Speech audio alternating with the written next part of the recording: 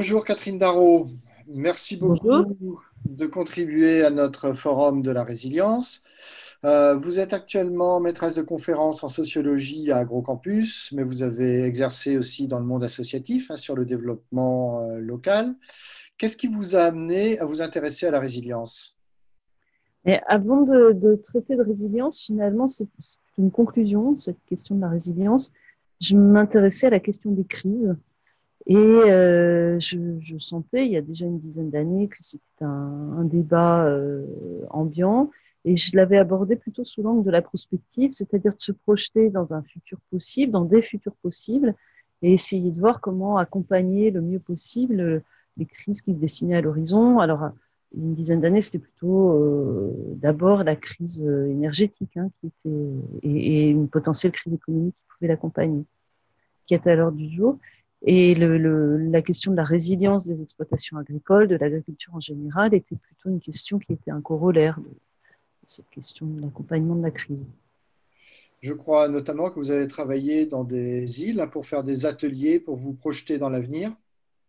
Oui, c'est ce que j'ai fait plus récent. C'est en cours. Ça a été complètement interrompu par le confinement, mais on espère pouvoir poursuivre sur comment rendre les îles de la façade atlantique plus résilientes sur le plan alimentaire, en particulier celles qui disposent d'une agriculture et qui peuvent imaginer pour voir à leurs besoins à partir des ressources du territoire, ce qui n'est pas toujours le cas pour le moment.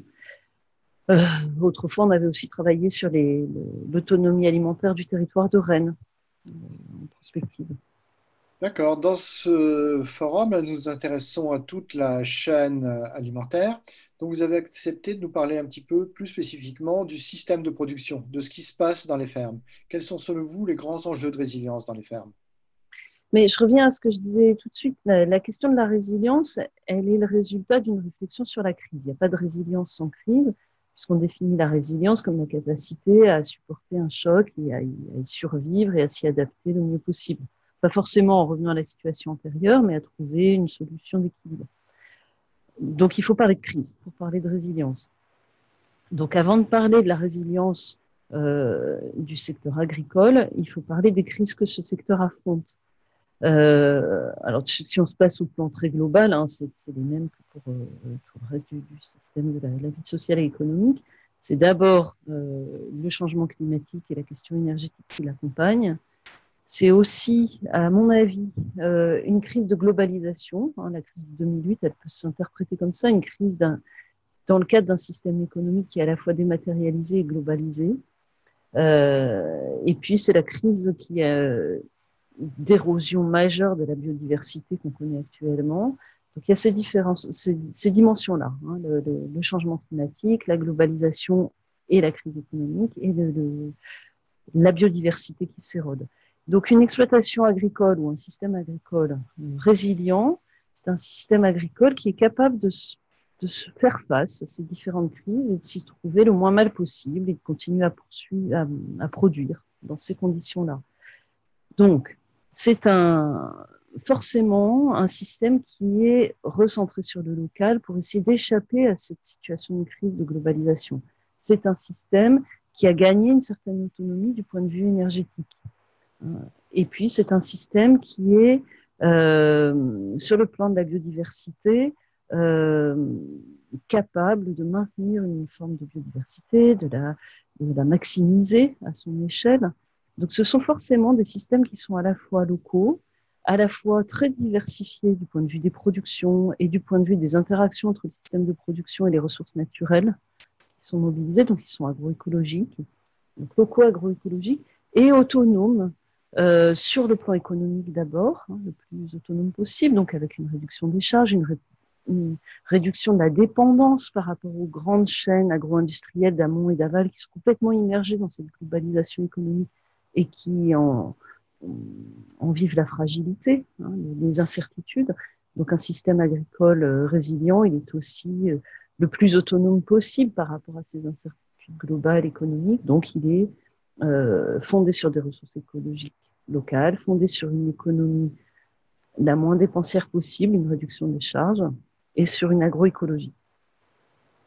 Ça fait quelques années que j'entends les collègues paysans avec qui je travaille, notamment au Brésil, dans l'État de Rio, qui nous disent avec le changement climatique, ou peut-être plus exactement le dérèglement climatique, eh ben, je ne sais plus quoi planter parce que je suis incapable de faire des prévisions sur le temps qu'il va faire, la température, les pluies, etc. Est-ce que c'est une menace importante pour vous?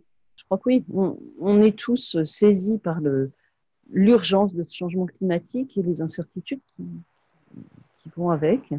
Je crois qu'on peut absolument pas faire l'impasse sur ce que ça signifie pour le secteur agricole dès aujourd'hui et encore plus pour l'avenir.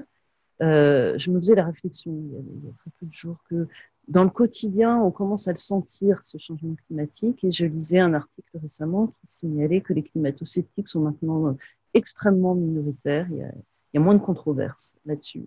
Donc la réalité du changement climatique ne fait plus de doute. Euh, et la question de savoir comment l'agriculture peut s'y adapter est effectivement une question urgente, prioritaire et incertaine, à laquelle on n'a pas de réponse toute faite, puisque la situation qu'on affronte est une situation nouvelle, inédite, et finalement assez rapide, hein, qui évolue assez rapidement. Donc je comprends tout à fait que les agriculteurs se sentent désemparés par rapport à cette question, et je pense que la solution vient de la meilleure connaissance possible pour eux de cette situation-là, d'une maximisation des échanges entre eux, c'est-à-dire une circulation aussi rapide que possible, à la fois des connaissances et des expériences de réponse.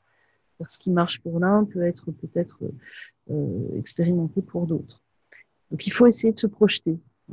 Je reviens à la prospective, essayer de se projeter, toujours une solution qui permet d'essayer d'anticiper, d'analyser la situation dans laquelle on va se trouver. Justement, quand on parle des solutions, vous avez dit c'est rapide, le changement, on ne sait pas trop vers où aller. Il y a malgré tout des pistes de solutions. Est-ce que vous pouvez nous donner quelques éléments de ces pistes?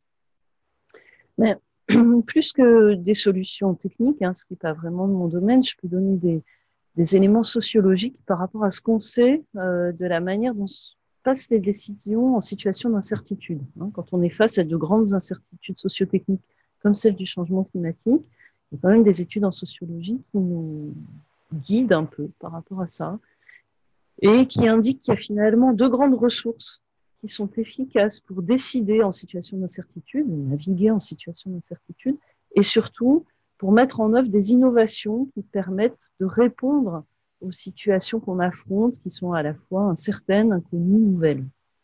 La première ressource, c'est la ressource des connaissances. Plus on en sait sur la situation qu'on affronte, plus on en sait sur les éléments techniques qu'on a à prendre en charge, et plus on peut décider. Il y a vraiment un lien très fort entre décision, action, innovation et maîtrise de la connaissance.